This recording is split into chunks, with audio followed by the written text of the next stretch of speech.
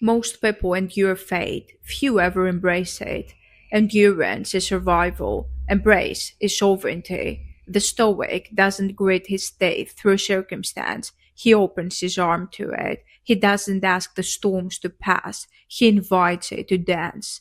That's the final form of amor fati, not tolerance, not resilience, but union with necessity.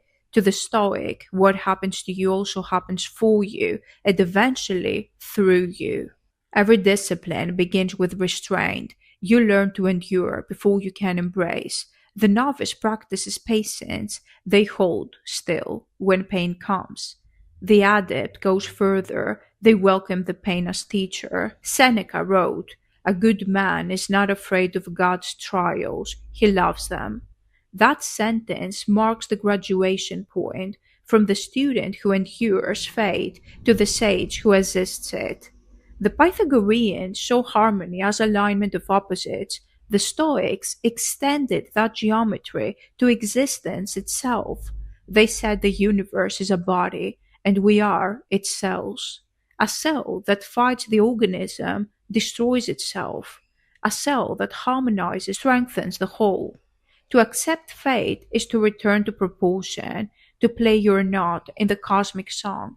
To resist it is to create dissonance, and dissonance always collapses.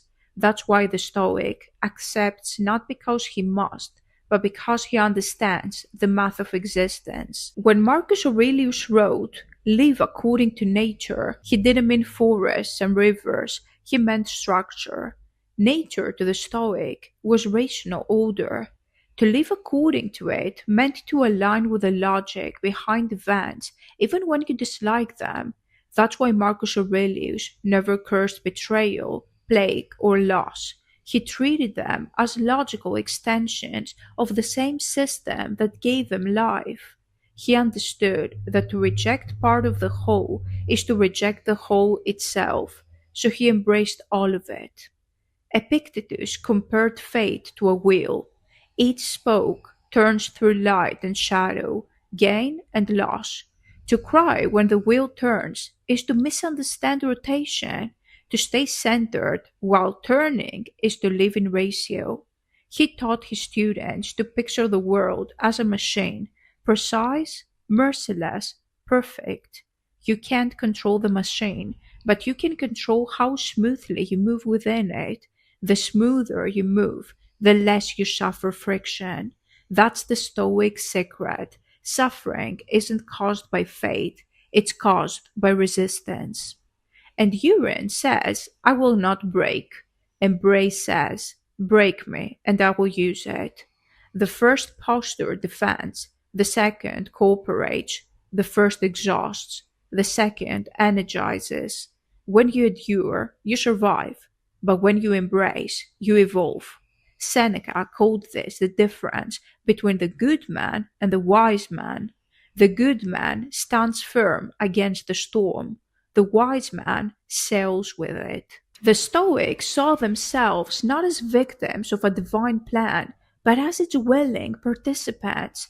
They believed fate writes the melody, but virtue chooses the harmony. When you act willingly, you turn compulsion into collaboration. Marcus Aurelius said, "The willing soul aligns with destiny, the unwilling is dragged by it." Both souls travel the same path, but one arrives with dignity. There's a difference between endurance and embrace, dignity. It takes courage to accept what you hate. It takes greater courage to love it. That's the Stoics' rebellion, saying yes to everything the world rejects. Yes to uncertainty, yes to loss, yes to endings. Not because they enjoy suffering, but because they recognize law beneath it. Every yes brings them closer to freedom.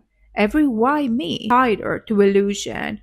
To say yes to fate is to rise above it. If you've endured long enough to stop begging for comfort, if you've begun to see design inside disaster, if you realize that what hurt you also honored you, you've crossed the threshold. You no longer endure fate. You've stepped into Stoic freedom. You're a Carthaginian, Don't waste more time in their systems. You don't belong among placeholders. Join the Catholics today on Patreon for those ready to move from survival to sovereignty. The Pythagorean path, study proportion, accept what fits the pattern. Diogenes' barrel, flow with faith. Let simplicity dissolve resistance.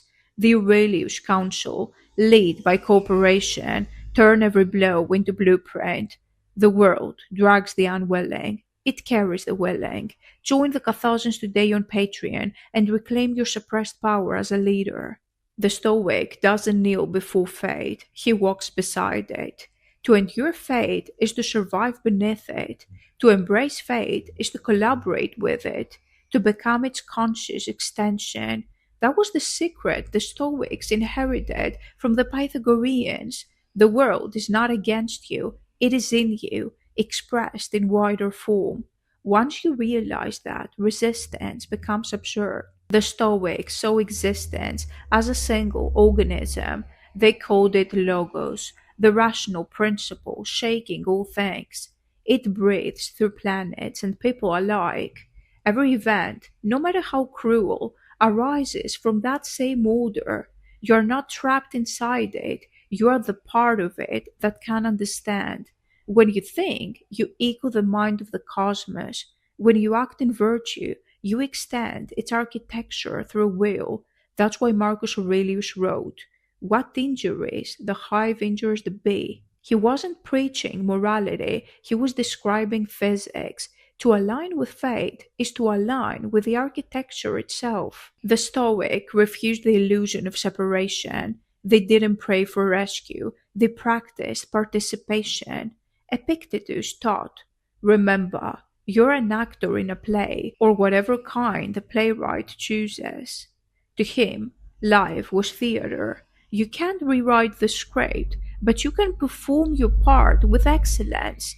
Your tone, your gesture, your moves, your grace, your feelings, those are yours. That's the difference between slave and sage. Both obey the same script, only one performs it willingly. The paradox defines Stoicism. You find freedom by embracing necessity, because the moment you choose what you can't change, compulsion disappears. You are no longer dragged, you walk.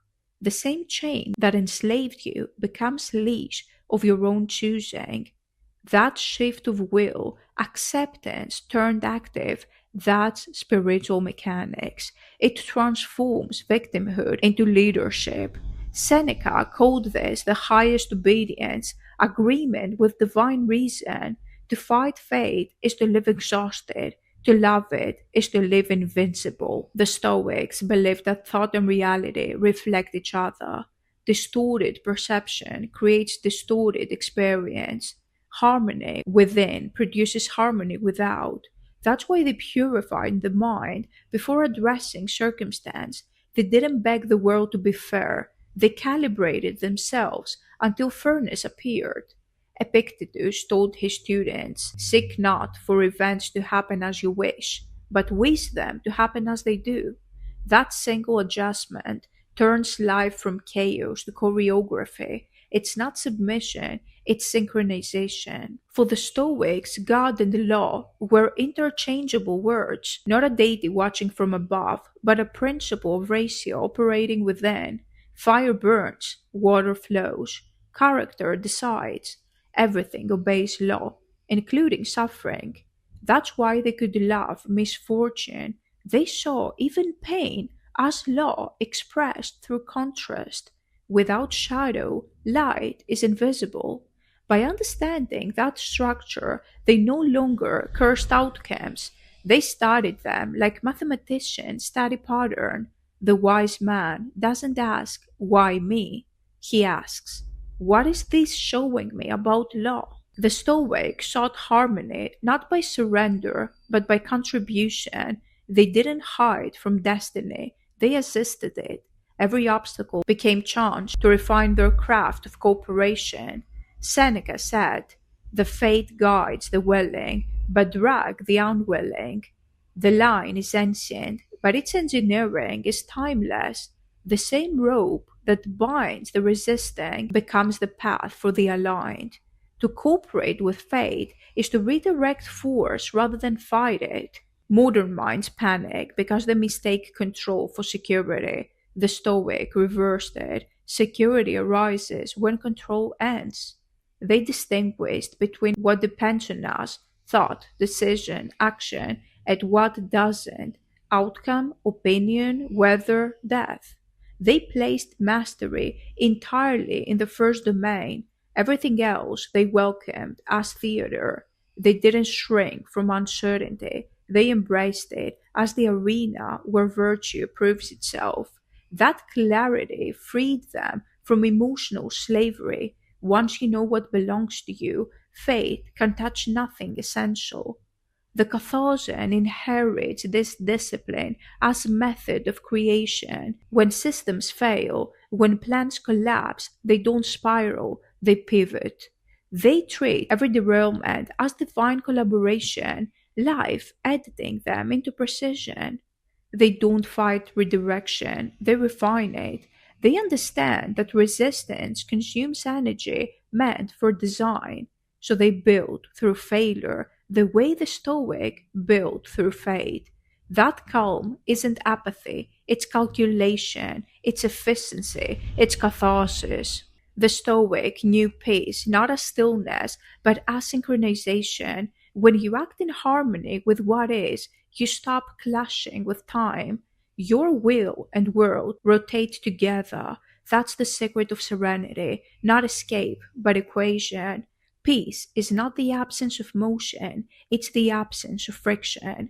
To embrace fate is to move frictionless through existence, even while bleeding. That's why the world called them cold. They weren't cold, they were precise. Energy is finite. The crowd spends it resisting what already exists. The Stoic invests it in shaping what comes next.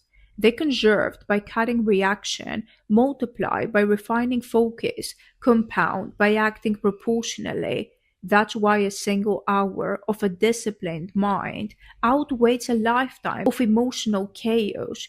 The greatest miracle of Stoicism was the reversal of the human equation from life happens to me to life happens for me. The Carthusian takes it further. Life happens as me. That realization ends every complaint. It makes every loss sacred. It turns self pity into self knowledge. Once you see yourself as participant, not passenger, you stop waiting for miracles, you start performing them.